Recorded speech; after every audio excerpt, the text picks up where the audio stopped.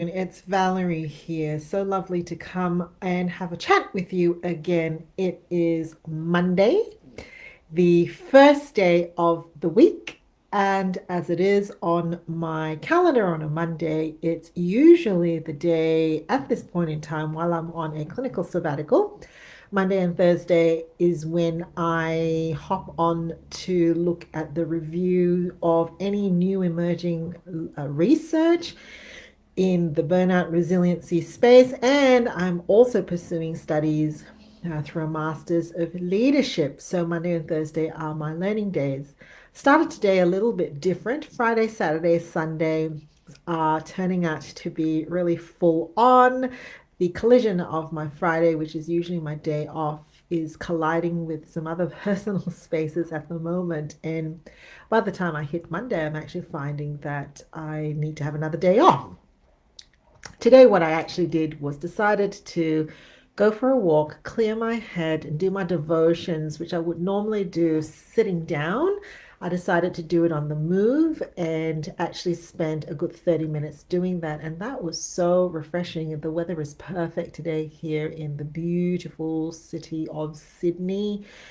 Then I came back 10 o'clock for a strategy session, 10 to 11, with a dear, who I would say now is a friend, certainly someone in my world whom I value their input. They just have a way of being able to, just in that 45 minutes, or actually we spoke for an hour, being able to dig into my brain and make sense of the things that I'm trying to say. And a strategy session to me is it's very rare that you can actually sit down with someone and talk about things that you see in the future. If you try doing that, and I used to do this a lot when I first started out with your friends or your family, I call it the look people get when they're just sitting at the red traffic light. Pretty much just waiting to for the lights to turn green so that they can go. And so having someone that I can talk to anyway and say, here's what I'm seeing in the future.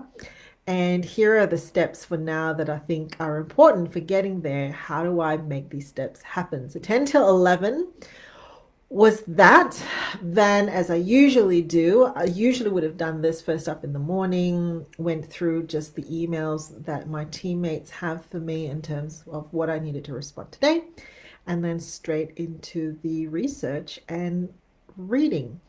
What I discovered today, I wanted to come up and share with you because I need to practice this. I am going to practice this in a minute, but it's like it's not new news. It's incredible. I started to say to my team that I may not need this much time to do the literature review in the burnout and leadership resilience space because not much has changed.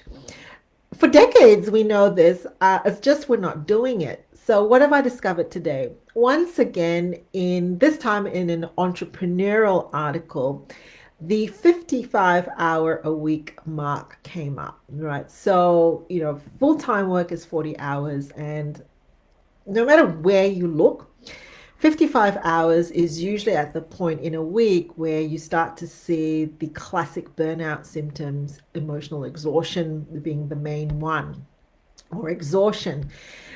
Now, I don't think that that is because you can only ever work 55 hours. A lot of it is what you're doing and what you're thinking and what you're sacrificing to make the 55 hours work. So you can work 25 hours, you can work 40 hours, depending on what your contract is, what your obligations are, but more importantly, what you're doing in those hours.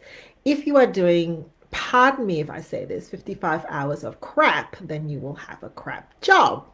If you're doing 55 hours of energetic, inspiring work, then you have an energetic and inspired space. And then being able to hold on to the other things that are important, relationships, rest, and your care, and things like that.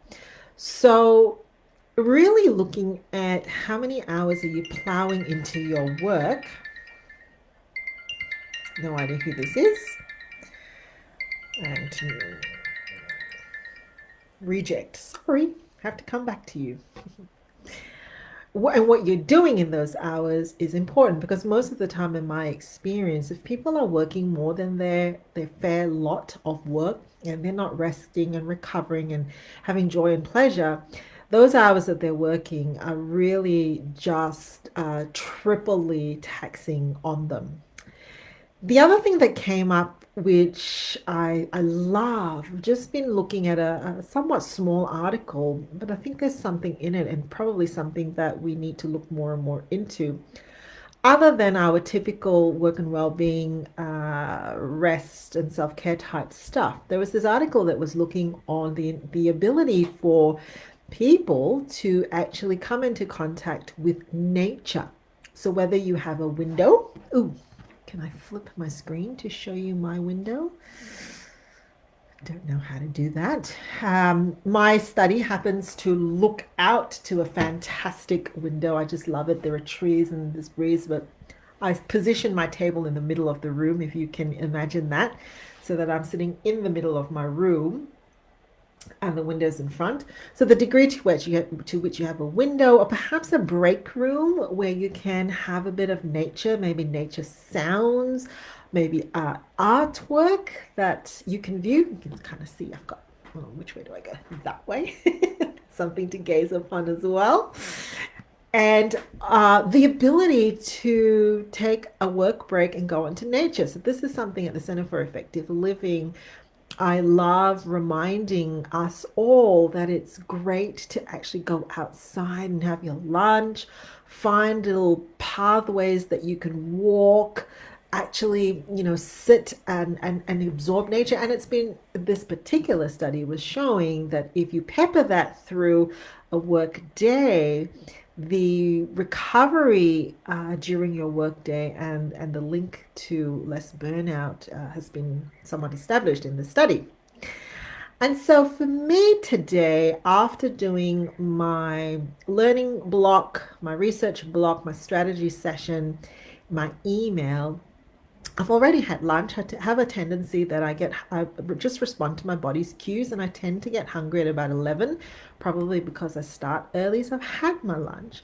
But what I'm going to do is practice what I've actually learned today, and I'm actually going to do something unusual, which is to take a midday walk. I'm going to go outside, get my dose of nature, have the ability and the opportunity to listen to the sounds and to feel the sun and to embrace the breeze, and who knows, maybe see a couple of cute dogs along the way, and take a circuit breaker outside. And I'll also be exercising and then come back and do a work chunk.